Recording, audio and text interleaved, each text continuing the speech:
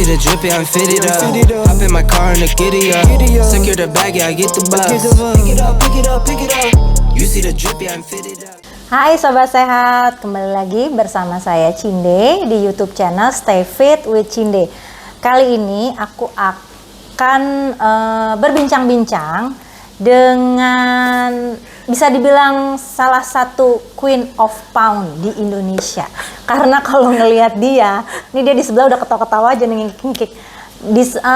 Pokoknya dia itu kayak dari Sabang sampai Merauke kayaknya udah pernah datengin deh ya. Oke, langsung aja kita berkenalan bincang-bincang bersama Sistia. Halo. Thank you banget loh udah mau meluangkan waktunya. Happy banget. Ngobrol-ngobrol di sela-sela kesibukan yang udah deh, pokoknya gue waktu ngechat nih, Bismillah, semoga Tia mau. Semoga jodoh gitu ya. Semoga jodoh ya kan. Luar biasa, seneng banget juga bisa didatengin sama Cinde. Aduh, ini temen aku banget sih. Kita tuh sering banget ya konfit bareng dan luar negeri bareng ya. Oh iya, benar. Pertama kali justru ternyata kita ya ketemu di luar ya. Iya. Bukan di sini ya, bukan di Jakarta ya. Akhirnya kembali lagi bisa kontak-kontak dirimu walaupun jam terbang dia sudah tinggi sekali. Sangat-sangat humble orangnya, mau menyempatkan diri di sela-sela kesibukannya untuk berbincang-bincang mengisi my pleasure. Thank you Tia. Oke, langsung aja ya.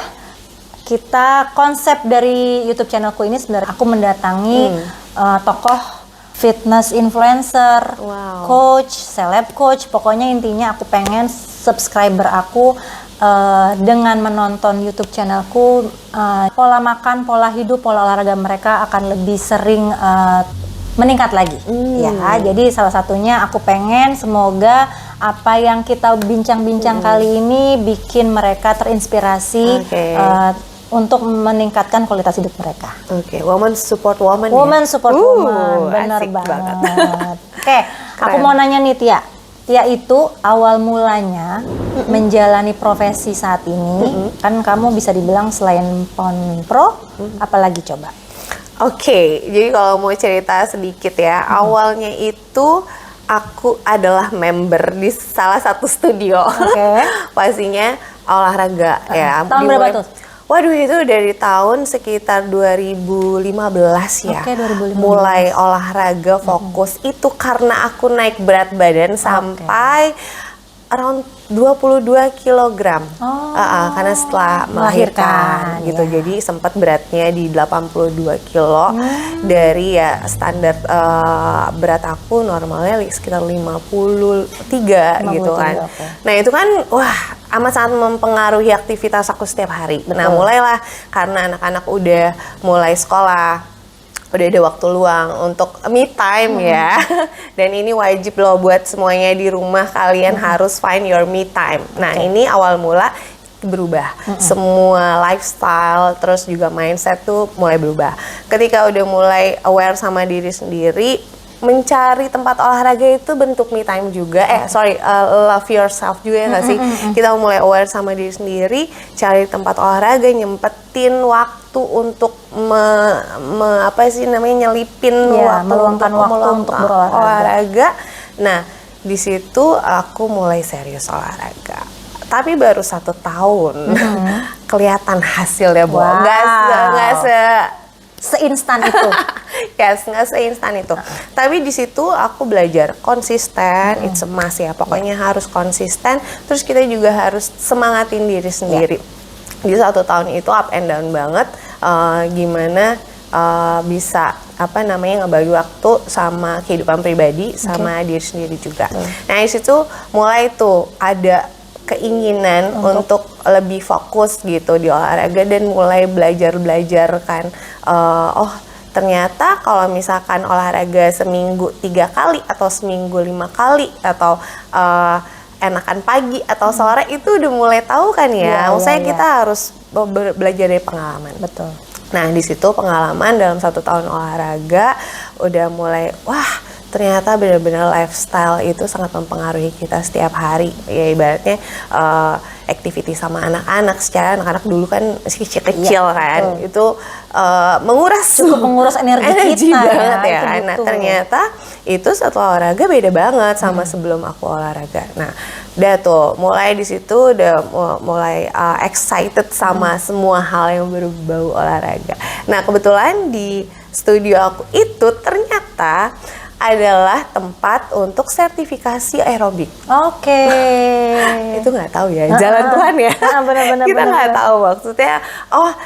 Pas banget di situ dikenalin benar-benar ternyata olahraga itu ada ya sertifikasinya. Dan, untuk pertama kalinya aku baru tahu ternyata olahraga itu memang ada step by stepnya kalau untuk menjadi instruktur. Nah, ada ibu lagi di situ as an owner. Terus dia itu tanya sama aku, kamu mau nggak jadi instruktur olahraga? Wah, apa tuh Bu? Udah baru tahu kan ternyata begitu. Ternyata ada pelajarannya, ada ilmunya untuk olahraga itu sendiri dan mengajarkan ke orang lain. Nah, dari Bu Legi itu aku belajar banyak banget.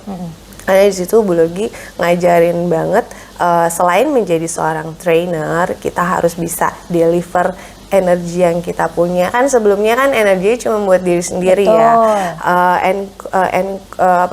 Encourage diri sendiri untuk tetap olahraga gitu. Nah, ini how to deliver dari semua yang kita punya, ilmu-ilmu yang kita punya untuk orang lain. Betul. Terus juga attitude segala macam. Wah, ternyata seluas itu, Beb. Maksudnya seluas itu ilmu tentang olahraga yang mempengaruhi nggak cuma buat diri sendiri, ternyata mempengaruhi buat orang lain. Nah, mulai dari situlah akhirnya seru nih, seru banget ya kan. Mulai dari aerobik. Nah, kebetulan aerobik itu adalah mungkin bisa dibilang adalah basic dari semua program olahraga yang grup kelas. Betul. Gitu kan. Akhirnya aku berproses. Awal mulanya aku mulai justru ketemu sama Asosiasi Pelatih Kebugaran Indonesia, gitu. Nah, di situ lebih kebuka lagi mata pengetahuan, banyak banget. Dari sudut pandang yang dari lain, sudut pandang yang berbeda. Betul. Di situ mengajarkan lebih ke strength training. Nah, waktu itu kan masternya itu Pak Jansen Ongko kan ya, gitu. Jadi aku kolaborasi tuh antara ilmu yang aku punya di aerobik dengan APKI strength training. Ternyata semuanya tuh sangat berkesinambungan banget ya. Betul. Gitu. Dan mungkin ini juga bisa buat masukan buat teman-teman semua. Kalau misalnya memang kita mau ambil ilmu masing-masing program itu, ternyata sangat berkesinambungan dari masing-masing program. Gitu. Kayak ternyata di aerobik itu kalau misalnya kita tahu apa yang diajarin dari APKI, strength otot-otot mana aja yang dilatih segala macam, itu kita akan lebih mantep lagi gitu dalam mengajar grup kelasnya. Gitu. Itu sih yang bikin aku kita emang forever student. Betul. Ya nggak sih? Kita tetap harus belajar. Dari situ awalnya. Setelah APKI mulai berkembang lagi, ada program lain yang namanya Pound Fit.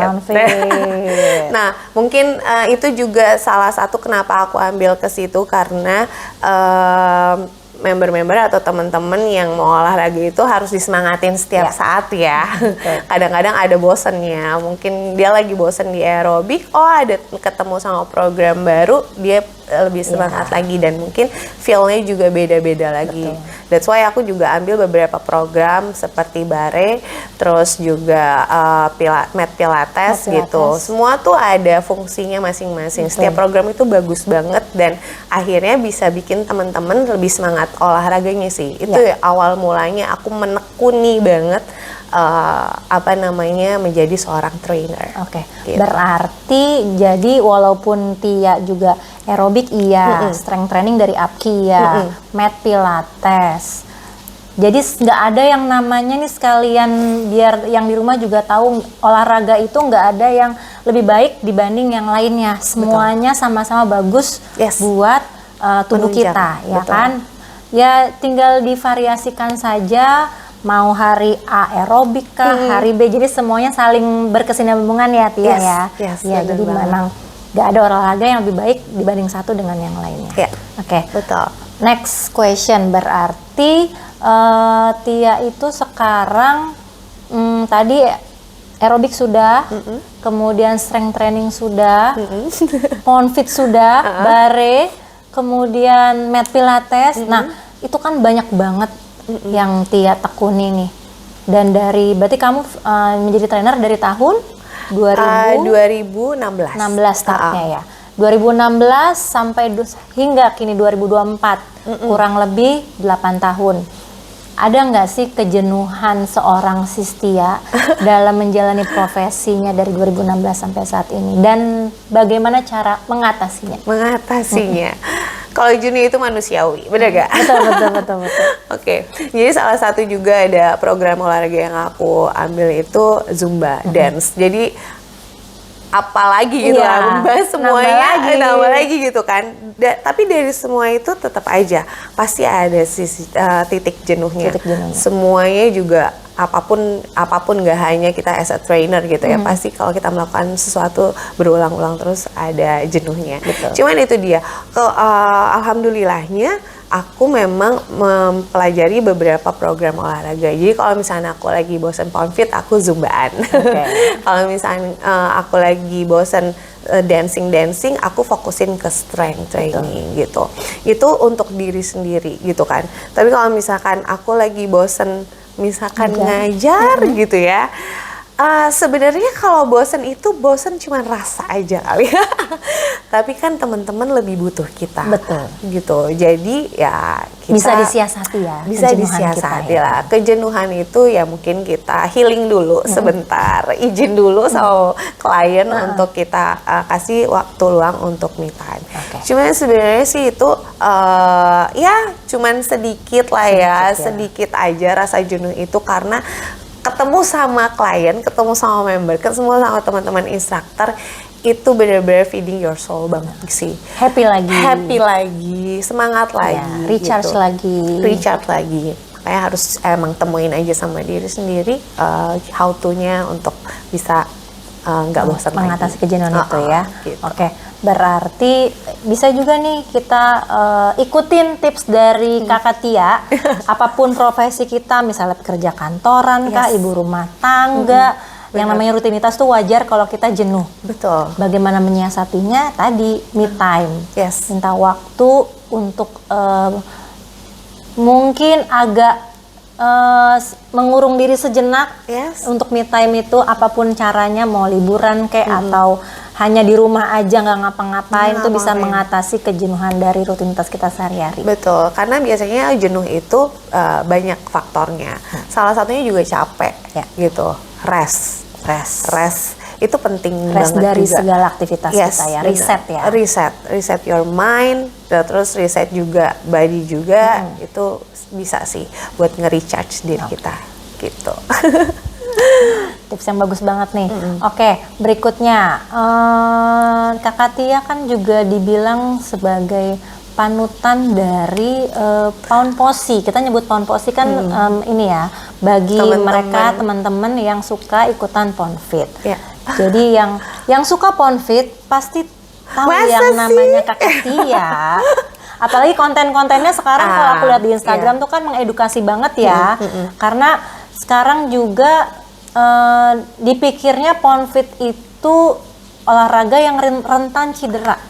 Nah, mumpung ada Kakak Tia di sini, coba bagaimana meluruskan atau mematahkan mitos-mitos itu bahwa pound fit itu sebenarnya bukan olahraga yang termasuk aman asalkan kita tahu tekniknya. Coba Kakak Tia. Jadi aku mau cerita sedikit nih. Wah, perjalanan pound fit di Indonesia itu seru loh sebenarnya. Jadi mungkin bisa dibilang aku ngambil certification-nya pound fit itu batch 2 mungkin ya, karena masih di Singapura ya, masih di luar negeri ya, masih di Singapura. Nah, di situ belajar banyak banget teman-teman trainer dari Indonesia juga. Nah, kita semua tuh lumayan struggling untuk ngenalin pound fit di Indonesia. Indonesia. Okay. Karena bener-bener from zero kan, belum ada. Masih termasuk hitungannya baru ya, karena baru banget. Nah, baru banget. Nah, karena waktu itu di Indonesia tuh lebih banyak anak Zumba. Oke. Aerobik gitu kan, lebih ke grup kelas yang dancing yang Yeah. bergerak lebih ke apa namanya aerobik lah ya.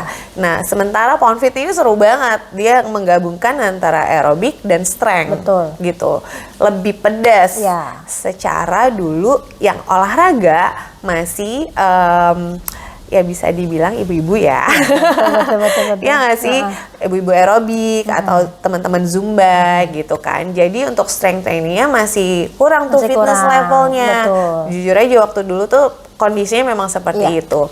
Jadi ketika ngenalin di awal tuh wah pedes banget.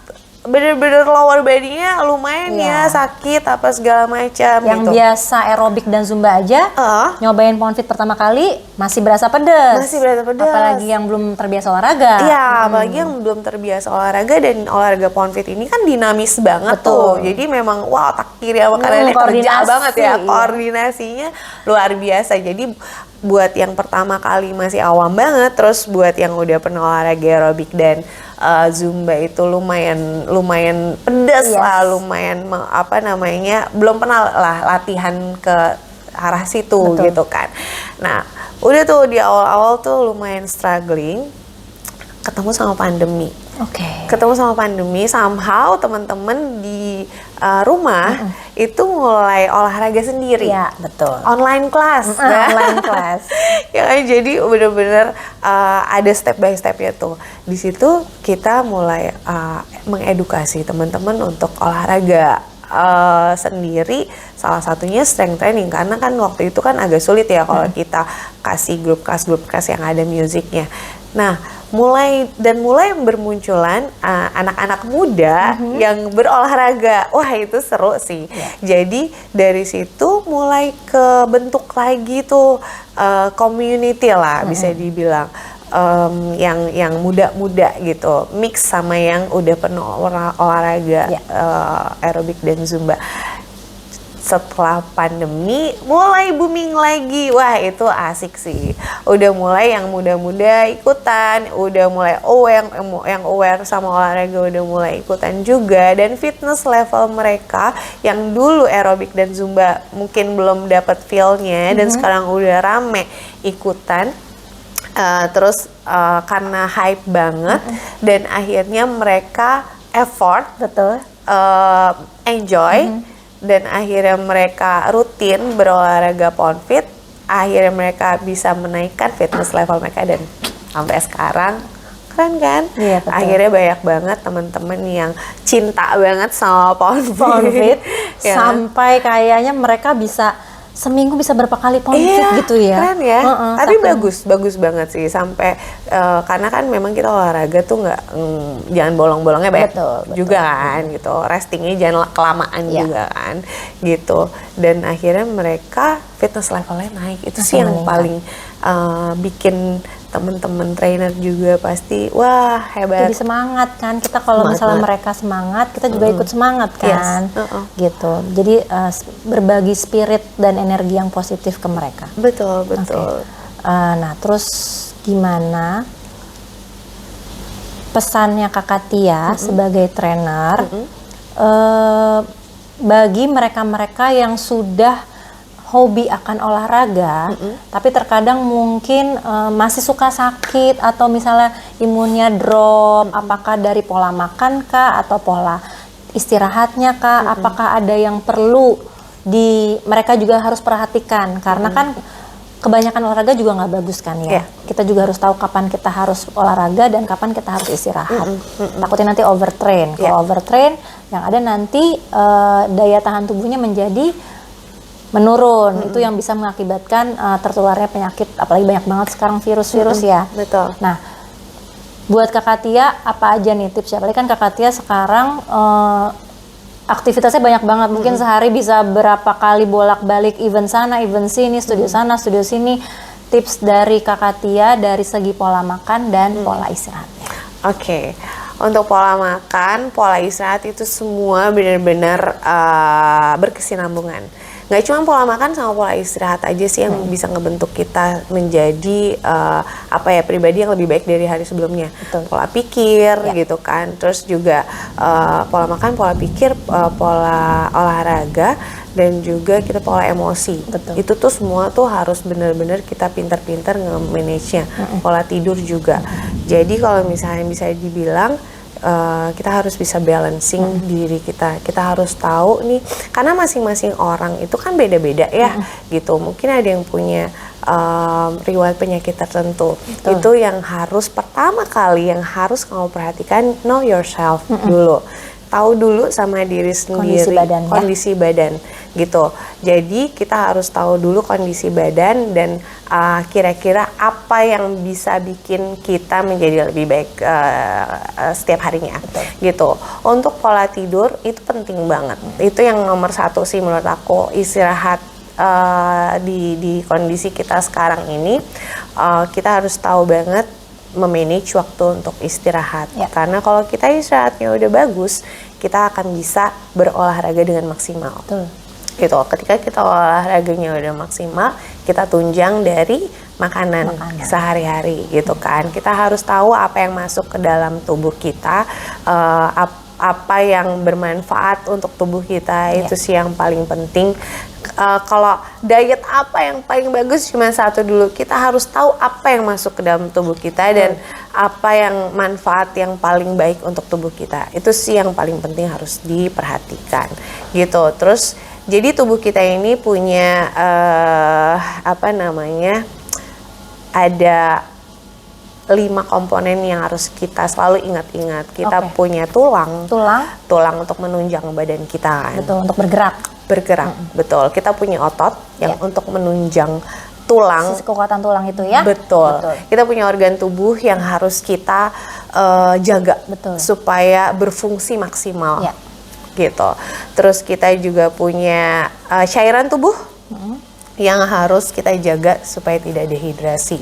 Gitu. Jadi semua komponen-komponen itu yang sebenarnya harus ada di mindset kita.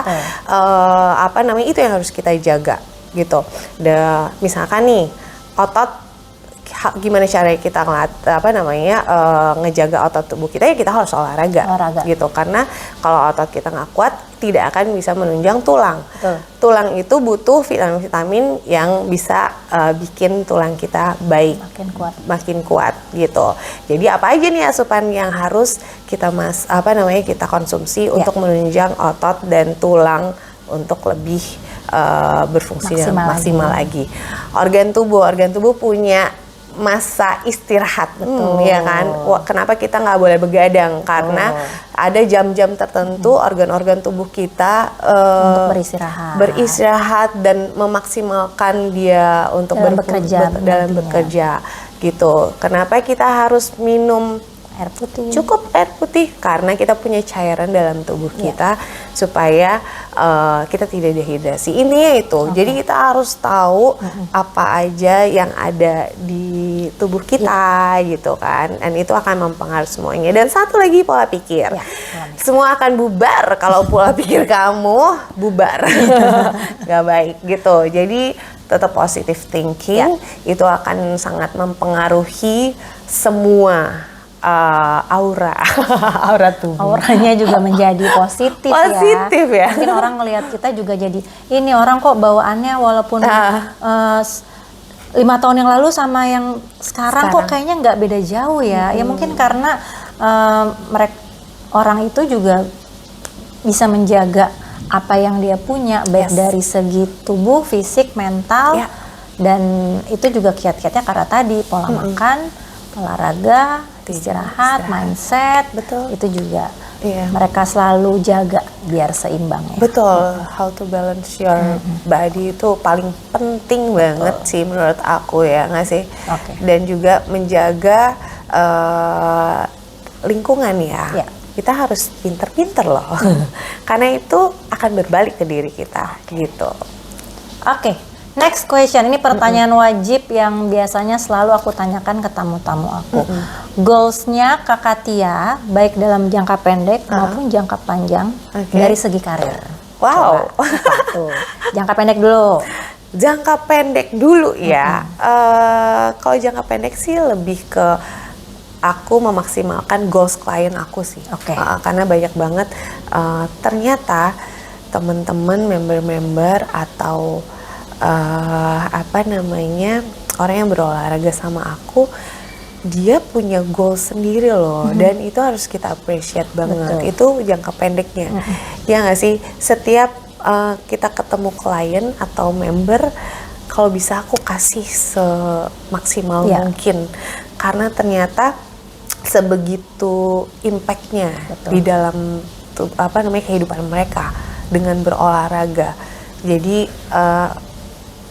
dalam jangka pendek ini pengen banget selalu bisa present, gitu, present di setiap langkah aku di karir aku, gitu. Berarti goalsnya klien-klien Kakak Tia juga merupakan goalsnya Kakak Tia sendiri ya, karena banyak ya berarti. Iya, banyak.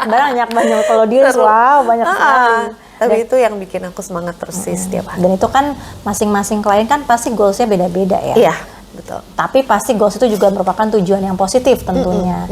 Dan dari situ juga bisa ketahuan, oh ternyata tiap-tiap orang memang punya tujuan hidup yang berbeda, dan bagaimana mereka menuju ke sana dibantu kita as a trainer, karena kita kan navigator sebenarnya ya.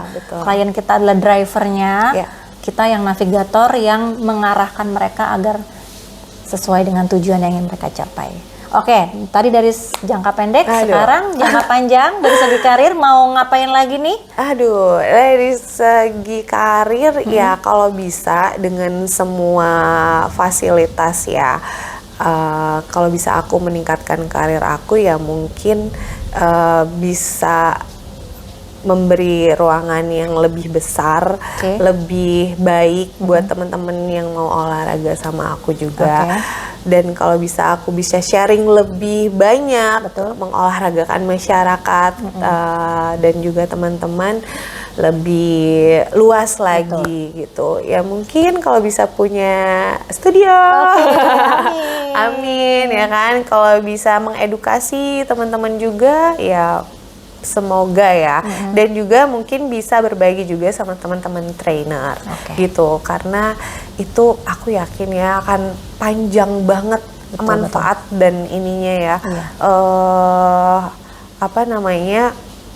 Impactnya sangat-sangat luar biasa sih buat teman-teman semua. Karena kita kan sesama trainer, ngapain sih kita saing-saingan ya nggak sih? Lebih baik kita berjalan beriring-iringan, ya kan, kolaborasi. Jadi biar kedepannya masing-masing dari kita bisa saling berkembang. Betul, dan lebih seru banget kalau udah kolaborasi karena idenya lebih banyak ya kan. Terus kita juga bisa lebih berkembang lagi. Betul. Gitu. Terakhir, aku mau sedikit games. Games lucu-lucuan aja. Jadi tolong Kakak Tia menjawab secara cepat dari 2 kata yang aku pilih. 2 kata? 2 kata. Jadi A or B, langsung set, hanya 10 aja. Puasa nih guys. Ini sekaligus melatih otak di saat perut kosong. Iya benar. Coba kita buktikan ya. Terjaga.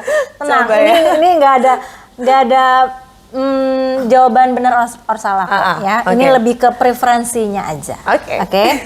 Ya, seru kita mulai ya. Oke, yang pertama. Pound atau Zumba? Pound. Gerakan pound, set or lunge? Set. Kid or TNA? Kid.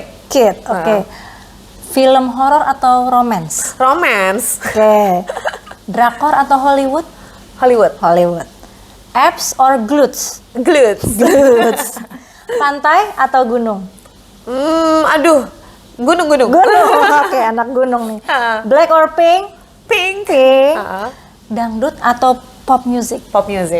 Terakhir, masak atau makan? Masak.